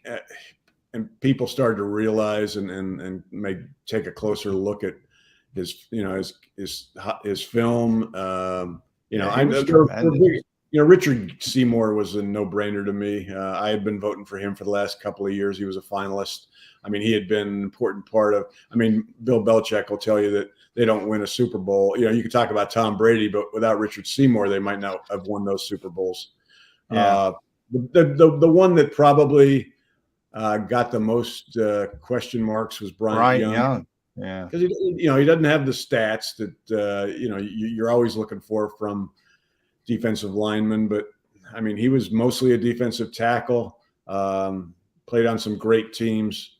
I mean, I didn't see it. We usually start these guys when the process starts. We got 15 finalists to discuss in that room. Typically 10 or 11 or more you feel are Hall of Famers. It's just a matter of you can only put 5 in. Right. And ultimately, I mean, I felt Young was one of the top 5 of our finalists last year, and I felt he was Hall of Fame worthy. He passed, in my mind, the good or great test. I mean, that he was a great player. So yeah, I'm surprised. I'm always surprised when Jody just mentioned the term edge rusher when the big sack guy comes up. I was a little surprised Jared Allen did, just because of all the sack numbers. I mean, it's like it's hard. I mean, since this is a secret ballot, it's hard to know what people are thinking. Like Sam Mills, last 2 years he was a finalist. We have a reduction vote from 15 to 10. He doesn't make it. We have the meeting this year. The fact that it was his last year as a modern era candidate, I think, played into it. But also, I think people started to realize. I mean, I tried to find as many respected coaches and people that either coached him or watched him coached against him that and used their comments to try to be persuasive. And I think it finally just kind of fell into place for him. I think mainly because it was his last year. And like you said about cleanup, we hate to see guys go into that senior pool that are like on the border. Because once they get in the senior pool, they're going to have to probably wait several years. It's kind of why, right now I'm concerned about a guy like Eric Allen. I don't know how many years he's got left as a modern era candidate. He's been a semifinalist for the last 2 years. And same with Seth Joyner. I mean, those are guys that deserve Hall of Fame consideration. Eric Allen deserves to be in the Hall of Fame. But I don't know what's going to happen before they run out of eligibility in the modern era department. Well, we know you'll fight the good fight for the Philadelphia guys. When you were making the Sam Mills argument, did you get Herschel Walker to admit that he does or says some crazy things because of Sam Mills' shots that he took? I'm just wondering if you're bringing in others' opinions if Herschel was part of that. Yeah, he doesn't remember that he played in the USFL or the NFL. So yeah, well, it's interesting. You mentioned you try to get as many coaches. So, somebody like Belichick says, all right, this guy's a Hall of Famer. How much weight does that carry? I would say a lot, John, because I go back to Dawkins. Dawkins made it in his second year, which he forever is pissed about because he thinks he should have been a first ballot. The first year he didn't. I don't know why. There were a couple of first ballot guys that you knew were going to go in ahead of him. But we get to the second year, I made my presentation, added some stuff. Jarrett Bell from USA Today had run into Bill Belichick a couple of weeks before that and asked him for a comparison on Doc, and I can't remember who the other safety was that was up for John Lynch. John Lynch, yeah. Who split the vote the year before with Dawkins in the room. John Lynch was a great player, but he was a cover 2 safety. I mean, yeah. I'm not saying we could play safety in a cover 2, but it doesn't demand the same things that Dawkins did in Jim Johnson's defense. So basically, Bill Belichick told me, I mean, he almost laughed. He said, there's no comparison there. And Jarrett told that story in the room. And I think that convinced a lot of people, okay, there's no comparison here. My vote goes for Doc. And so, Bill Belichick's, he is very he's very into the history. Two years ago, when they had a special expanded committee for the centennial year of the pro football, that's the year Harold got put in as one of 10 seniors. Bill was on an expanded committee, and I mean, he put the work in. I mean, he respects the history of this game. He respects the players that played it. He knows the players that played it. So his word goes along. Oh yeah, when you talk to Bill, like, he can be very short and curt, to say the least. When you're asking him about next week's game or whatever, on to Cincinnati. But if you get him going about a history topic, he'll give you a dissertation. He loves the history of this game. I'm going to give you another Gary Myers story. For that expanded committee you told about, Gary went into the big room that you guys were all in and just put his bag down, and then he went and got something to drink, came back, and who's sitting next to him but Belichick? And Belichick wasn't there when he put his bag down. It was an open chair, and he goes, "Oh, my God, I'm going to be sitting next to Belichick for the next X amount of hours." He said it was like 3 of the best hours of his life, just shooting a breeze with him about football and history and stuff like that. So I can double down on that being the case. All right, last thing, and again, we're going to have you back again next week, Damo. We didn't get anything in here on the 2022 Eagles, but I did want to get all this Hall of Fame stuff covered. Next year, Revis Island. Will he be out there on the island by himself? Is he a guy who's good enough to make first-year eligibility? Because you mentioned made it easier to do what you did this year because there was no first-year guy that jumped out. Right. Is Revis that good? Well, Joe Thomas, I think, is a slam dunk ahead of him. Thomas first? Okay. Then Revis. I don't know. I mean, I would guess he'll probably get in. I mean, it's going to be hard. People are going to be hard-pressed to come up with I mean, I don't know. I mean, obviously, we're going to have to see who the rest of the finalists are back then. But I would, if you're asking me right now, I would say both Thomas and Revis are going to get in their first year of eligibility. It'll be a little different year next year. Damo, great stuff. We appreciate you coming on board. And yes, promise we will get you back if you've got the availability next week to actually talk about, the 2022 Eagles, since it is Birds 365. So much great Hall of Fame stuff this weekend. We needed your insight on that. Thanks for providing it. You bet. Take care, guys. Thanks, well done with the 33rdteam.com, and also we'll be contributing on JAKIBsports.com all football season long. All right, John McMullen, Jody McDonald. We'll come back. We've got a couple of minutes left. You know what we're going to do. Put a bow on the show. Stay with us.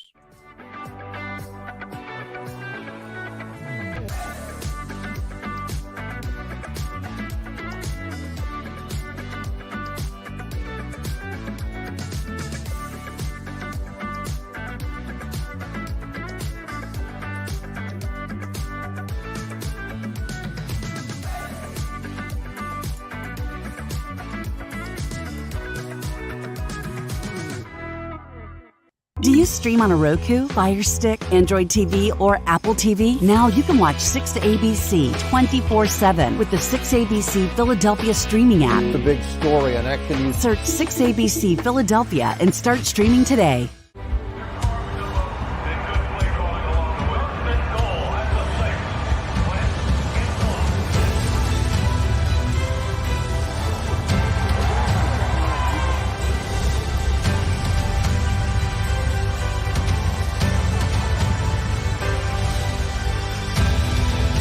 Field of life, First Trust Bank is there for you. Champions on 3. 1, 2, 3. Because Philadelphia dreams deserve a Philadelphia bank. At Stateside Vodka, every new customer gets the world's best rocks glass, free. What's that? A rocks glass? You're telling me that bottle is cut in half? You could say that. Holy shit. The glass is for cocktails, right? It's for this, and that.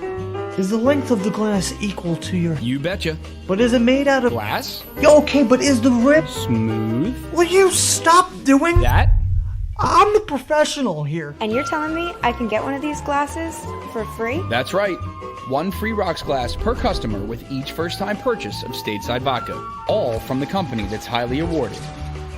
0 carbs, 0 sugar, and deliciously tasting vodka. So good, it just disappears.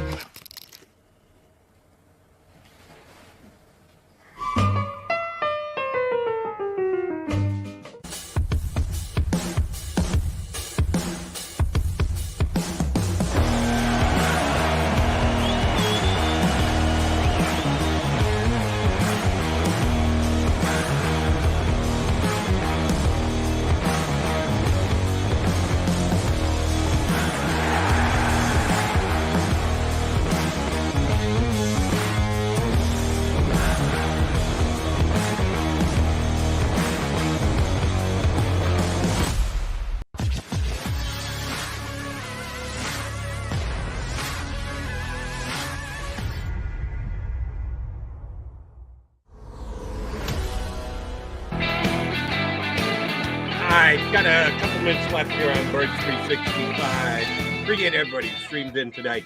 Oh, by the way, before you stream out, hit that damn like button. We got to get more likes. They keep telling me, get more likes. Jody, a lot of people streaming in, but for some reason now, well, they don't like the show because it's me. I know, I get it. They don't like me because I'm still a Jet fan. I like the Eagles. I root for the Eagles. I consider myself an Eagle fan. Just the Jets have been in my blood for 60 some odd years. So sorry about that. But it doesn't mean you can't like the show. You got to like McMullen. Look at him. He's a diehard. He's telling you RPOs. It's going to be the way to get the Eagles to the Super Bowl this year. Let Jalen run. No. So hit the like button. Do us a favor. Never consider me a fan. That's the biggest insult. Not because I dislike fans, but because I take objectivity seriously. You know I feel exactly the same as you, but we do have our little stream over here on the side where you get people's opinions. Screw Jody and the Jets. Yeah. I know.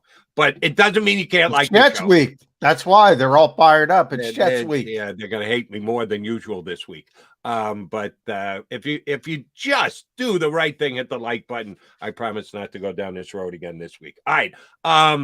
A couple of things that you wrote on JAKIBSports.com. Still no movement on rumors on Eagles tight end 2, or you just locking in that it's going to be a blocking tight end? Hey, well, that must be good for you, because if they've got their tight end Stahl as their tight end, might as well. Let him block for Jalen. Jalen, take it off. There goes Jalen on the run. Now, Noah Togiai, Tagai, however you pronounce his last name, is actually shown up past. He had a pretty good practice last night as well. Made a couple catches on the second team. He's gotten some extra opportunities with Grant Calcaterra down, and he's starting to maybe get in the conversation. Okay. But yeah, right now it's still Jack Stoll pretty much. And we'll see when Calcaterra can get back.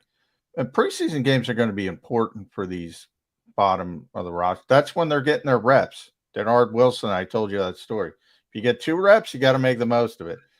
Well, you're going to get 30 in the preseason game, so you better make the most of those if you want to open the eyes of the coaching staff. So a lot of these young guys going to get a lot of time, Jody McDonald, in the preseason. And next week will be a very weird dynamic because you've got the joint practice, which, at least the way it was judged by me, judging the Eagles from afar, was more important than the actual preseason game.